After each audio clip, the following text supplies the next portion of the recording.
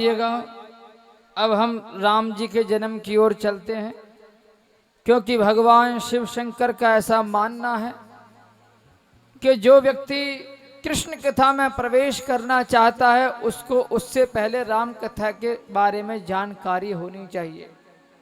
क्योंकि राम कृष्ण तो एक हैं, अंतर नहीं निमेश, और इनके नयन गंभीर हैं, उनके चपल विशेष।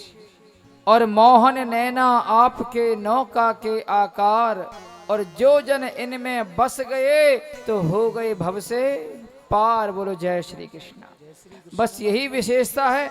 तो आइएगा श्री राम कथा में प्रवेश करते हैं। थोड़े ही संक्षिप्त में आपको संपूर्ण राम कथा का ज्ञान कराया जाएगा। उसके बाद कृष्ण जन्म की ओर चलेंगे। श्राद्ध देवक नामक मनु हुए। श्राद्ध देव नामक मनु जो हुए, उनकी श्रद्धा नामक पत्नी, जिनके यहाँ पर कोई संतान नहीं थी, और महाराज चाहते थे महाराज कोई बेटा हो जाए, तो पुत्रेष्ट यज्ञ कराया वशिष्ठ मुनि से। वशिष्ठ मुनि ने पुत्रेष्ट यज्ञ किया। महारानी ने, श्रद्धा जो महारानी थी, उन्होंने ब्राह्मणों के कानों में आकर के कह दिया, बोले महाराज हमें बिटिया चाहिए, हमें बेटा नहीं चाहिए। संतों ने, ब्राह्मणों ने मंत्रों को बदल दिया। फलस्वरूप महाराज के बेटा की जगह बेटी हो गई। श्राद्ध देव मनु आए, बोले महाराज मैंने तो यज्ञ बेटा के लिए कराया था, ये बेटी कैसे हो गई? वशिष्ठ मुनि ने ध्यान लगा करके देखा, बोले ये संत महात्माओं ने गड़बड़ कर दी है, हवन करने वाले होताओं ने गड़बड़ कर दी। बुलाया, अरे होताओ ये कहाँ खा गए गोता, किसने गड़बड़ किया है? संतों ने कह दिया, बोले महाराज महारानी चाहती थी कि बेटी हो जाए, तो हमने मंत्र बदल दिया था। अब तो वशिष्ठ मुनि ने कहा, बोले महाराज तुम्हारे घर में ये का नहीं है, तुम चाहते हो बेटा हो, महारानी चाहती है बेटी हो, अब बताओ क्या करें? महाराज बड़े जिद्दी। महाराज बोले महाराज एक काम करो, इस बेटी को ही बेटा बना दो। अब तो मंत्र शक्ति के प्रभाव से वशिष्ठ मुनि ने उसको बेटा बना दिया। नाम पड़ गया प्रद्युम्न। एक दिन भगवान शिव के नगर में वह खेलता हुआ चला गया। वहां पर जाकर के पुनः लड़की बन गया। अब तो श्री परीक्षित जी महाराज ने गुरुदेव से पूछा, गुरुदेव वो लड़की दोबारा से कैसे बन गया? तब श्री सुखदेव महामुनि कहते हैं, हे राजन उस अजनाब खंड को भगवान शिव का श्राप लगा हुआ था। कैसा श्राप? बोले भैया यहाँ पर जो भी प्रवेश करेगा वो स्त्री बन जाएगा। बोले महाराज ऐसा क्यों श्राप दिया? तो सुखदेव महामुनि बताते हैं, एक बार भगवान शिव शंकर माता पार्वती के साथ विहार कर रहे थे। उसी समय सप्तऋषि भगवान से मिलने के लिए आ गए।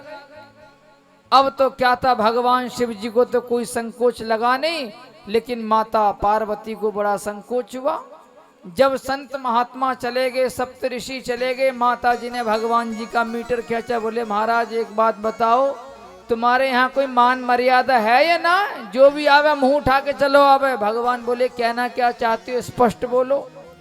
माता पार्वती बोली महाराज इतना समझ लो, हमें पुरुषों से शर्म लगती है, भगवान का स्त्रियों से नहीं लगती। बोले नहीं नहीं महाराज स्त्रियों से तो कोई लज्जा नहीं लगती, भगवान ने श्राप दे दिया, आज के बाद यहाँ पर जो भी पुरुष आएगा वे स्त्री बन जाएगा। तब से उस खंड में कोई प्रवेश करता नहीं था, अजनाब खंड में।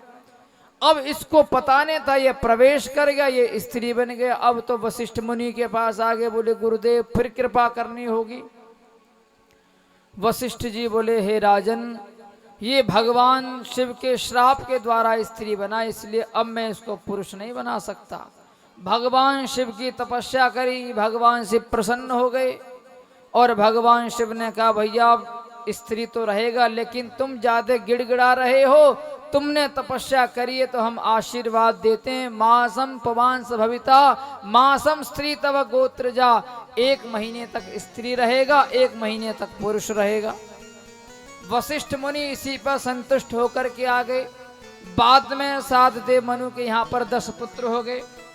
इक्ष्वाकु, नृग, सरयाति, नव, करुष आदि 10 पुत्र हो गए महाराज। इन्हीं के वंश में हुए महात्मा अमरीश, जो परम भागवत द्वारकाधीश के पुजारी, सम्राट होते हुए भी राजा अम्बरीश अपने हाथों से द्वारकाधीश के लिए चाकी चलाते थे, एकादशी का व्रत करते थे।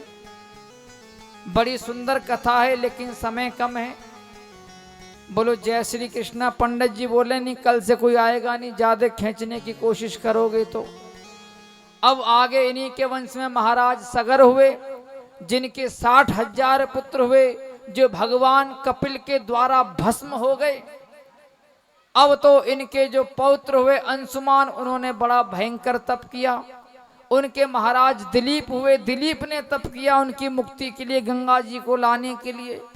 दिलीप ने तप करने के बाद भगीरथ को दे दिया, भगीरथ को यश मिलना था। भगीरथ की तपस्या से माता गंगा प्रसन्न हो गई, और माता गंगा जब प्रसन्न हो गई तो माता गंगा ने कहा ठीक है भाई, मैं मृत्यु लोक में आने के लिए तैयार हूं, लेकिन जब मैं आकाश मंडल से गिरूंगी तो ऐसा ना हो पृथ्वी को फोड़ के रसातल में न चली जाऊं। एक काम करो, मेरे वेग को सहन करने के लिए भगवान शिव को प्रसन्न कर लो। भगीरथ ने भगवान शिव को प्रसन्न किया। माता गंगा ने सोचा ये शिव जी मुझे अपनी जटाओं में धारण कर सकता है क्या। माता गंगा बड़े आवेग के साथ शिव जी की जटाओं में आकर के गिरी। शिव जी को क्रोध आ गया, शिव जी ने जटाओं को लपेट लिया। अब तो शिव जी की जटाओं में चक्कर लगाने लगी। भगीरथ ने फिर प्रार्थना करी, भोलेनाथ इन्हें बाहर तो निकालो।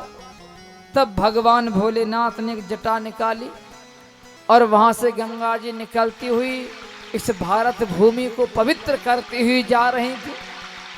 तो महाराज रास्ते में एक महात्मा बैठे थे, जन्नू ऋषि। गंगा जी ने सोचा इसका भी उद्धार कर दूं। ये महात्मा कई वर्षों से भटक रहा है, तपस्या कर रहा है। गंगा जी बहाना चाहती थी महात्मा को, महात्मा ने खोंच लिया और पान कर गए गंगा जी का। सारी गंगा जी का आचमन कर गए। भगीरथ आए, धूल उड़ रही। बोले महाराज दर्शन किया आपने? बोले किसका? बोले गंगा जी का। बोले हाँ आई तो थी, मैं तो जलपान कर गया उनका। अरे महाराज अब मेरी तपस्या का क्या होगा। तो फिर जन्नू ऋषि ने जांग से उन गंगा जी को बाहर निकाला। बोले मुंह से निकालूंगा तो झूठी हो जाएंगी। तो तब से नाम जाह्नवी पड़ गया। इन्हीं के वंश में महाराज अज हुए। अज के महात्मा दशरथ हुए, लेकिन दशरथ के यहाँ कोई संतान नहीं, निस्संतान। राजा दशरथ जी ने पुत्रेष्टि यज्ञ कराया वशिष्ठ मुनि से। पहले समस्या रहती थी जिनके यहाँ पर अन्न के भंडार लगे हुए हैं, क्षेत्र लगे हुए, वहां कोई खाने वाला नहीं होता था भगवान। अब तो क्या था, फलस्वरूप 4 पुत्रों की प्राप्ति हुई है। कौशल्या जी के गर्भ से भगवान राम का प्रादुर्भाव हुआ। बोले भगवान रामचंद्र की।